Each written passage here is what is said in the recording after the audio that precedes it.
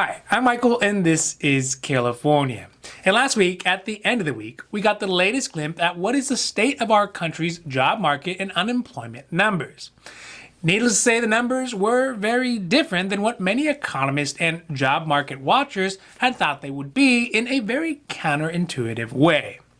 This is because despite the increased alarms being run by employers that they cannot find anybody to work for them, the unemployment numbers actually started to go up.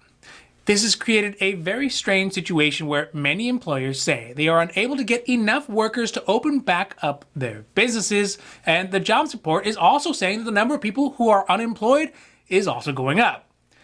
This has led some business groups to surmise that the reason people are not going back to work is because they are getting too much money through the increased unemployment benefits that were authorized under the American Rescue Plan. Furthermore, some states, they have agreed and decided to start ending their participation in the American Rescue Plan's increased unemployment benefits programs early. So today we are talking about the 3 states who hope to prod their people back to work by cutting off their pandemic level unemployment benefits, why they think this could help improve their employers' search for employees, and whether or not this could be a path that more states will start to follow. Now, this is your daily dose. And before we get to it, if you like this information, if you find it interesting, if you find it helpful, please don't forget to like and subscribe. And that way you can get updates when our newest and most informative videos become available.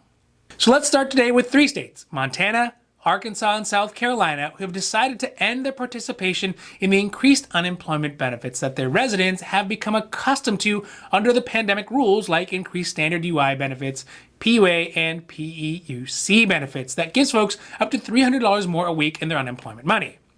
These states have said that they will stop the pandemic benefits starting, not by accident, on Labor Day. This would mean that between the 3 states, there are over 150,000 people who will start to lose their additional benefits, despite the fact that the current federal benefits under the American Rescue Plan, they don't end until September 6th. The purported reason for why these states' governors have decided to end the additional assistance is because they blame the increased benefits for disincentivizing people to go back out into the market and search for work. It is likely, though, that these assessments may be premature and speculative at best, as there are still many folks who are concerned about safety at the workplace in general, childcare issues, retirements, career path changes, and still the looming prospect of the virus, especially as the level of vaccinations have not yet reached the point in the United States that the majority of the population has received them. Along with other factors like additional money, it could be a real big mixture of push-pull factors that are keeping potential workers on the sideline. But that being said, while some states are hoping to improve employment numbers by increasing vaccinations, these 3 states, and likely more Republican states, may resort to this type of ham-fisted encouragement to get people back to work. One of the oddities of the job market at the moment is that the unemployment report that just came out last week from the Bureau of Labor and Statistics showed that the unemployment rate unexpectedly rose to 6.1%. which is a big shift from the previous reports that showed a continual decrease in the unemployment rate. According to the jobs report, last month only 266,000 jobs were added to the economy in April. This is nowhere close to the million-plus jobs that the economic soothsayers had predicted that we would be at by this point in time. These numbers are also disconcerting, to say the least, because since last February, when the pandemic had just started, the economy is still down by a bit more than 8 million jobs, and there are still millions of employers out there, primarily in hospitality and service industry jobs, that are still unable to get enough workers to fill their positions. Additionally, the low take-up rate of jobs in these specific industries has led to a slow but gradual increase in pay for folks in industries like hospitality. According to the jobs report from April, the overall hourly earnings of people working in hospitality increased as much as 4.8% just over the last year. This is no surprise, as some employers are starting to resort to signing bonuses, higher pay, and increased benefits to get workers back in the door. So is that really such a bad thing? Well, as you would anticipate, one of the most vocal critics of the continuance of the increased unemployment benefits is the U.S. Chamber of Commerce, who represents business interests around the country. On Friday, they called for the end of the $300 federal weekly bonus for unemployment benefits, specifically suggesting that the increased benefits were deterring would-be employees from going back to work.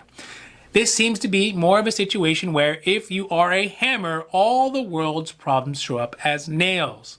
Of course, their position is going to be against the increased unemployment benefits. For one, it does contribute to people willing to wait out until the benefits end before they go back to work, but also because it has the additional effect of forcing businesses to raise how much they would be paying for those same workers a year ago. They would have paid less to do the exact same job. But as I talked about earlier, it may have been a better strategy to put pressure on the government to do more to improve the other factors like vaccination and childcare that would help many of the currently unemployed people who are overarchingly women who also want to get back to work but simply cannot because of these other two much bigger factors. That is infinitely better than harping on the extra $300 a week in unemployment benefits to try to force folks to get back to work. Ultimately, the issue of how to get folks back to work in the US is going to be complicated and particular to each state. The reason is that there's not just one factor to why people are finding it hard to get back to work. It's not just simply the generous unemployment benefits that they are currently getting. There are childcare issues, and there are health issues, and there are human values issues that are come into play. All these things together are contributing to people's indecision about when to get back to work. One thing is for sure, though, is that the increased unemployment benefits, they're not going to last forever. They are only slated to last out until September, and thus the US, being more of an amalgam of states rather than just one single monolithic society, it is very possible that each state's readiness to get back to work and open up again is going to be different. But it is the right move that the federal government created these benefits to last as long as they have. But also, they gave individual states the option to gauge their own readiness to return to work, to opt in and to opt out of these extra benefits as they see fit. So, even if you or I disagree with the decisions of each of these states, it is that flexibility which is one of the things that makes us different in the first world countries. It's that flexibility that ultimately is what makes this country great. It just sucks to be some of those folks in those states if they haven't got those vaccination rates up, if they haven't got those childcare issues taken care of, to get the money taken out right from under you. Now, this has been your Daily Dose, and I hope that you found it interesting or helpful or at least useful. And if you did, please don't forget to like and subscribe. That way you can get updates when our newest and most informative videos become available. So that's it for me, and for California, I'm Michael, wishing you a happy, healthy